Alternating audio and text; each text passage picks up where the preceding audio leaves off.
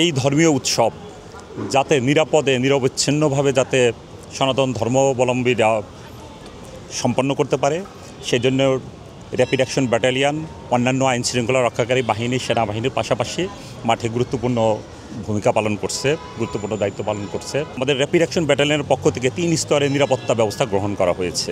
Rapid action battalion 10-এর 1841টি পূজা মণ্ডপ আছে।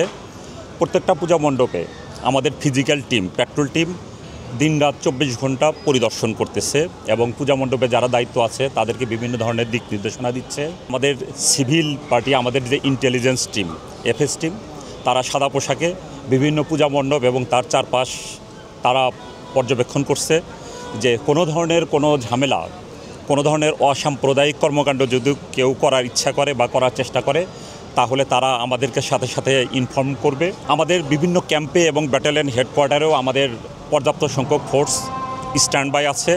যদি কোনো জায়গায় কোনো ধরনের সিচুয়েশন যদি এরাইজ করে তাহলে আমাদের টিম তৎক্ষণাৎ সেখানে চলে যাবে। ঢাকেশ্বরী মন্দির যেখানে আমরা আছি, এখানে আমাদের একটা কন্ট্রোল রুম খোলা হয়েছে যেখানে আপনার 58টি সিসি ক্যামেরা আছে, যার ভিতরে এই মন্দিরের ভিতরের এরিয়াতে বিভিন্ন জায়গায় 37টি ক্যামেরা লাগানো আছে, পুরো এলাকাটাই কাভারেজ আছে।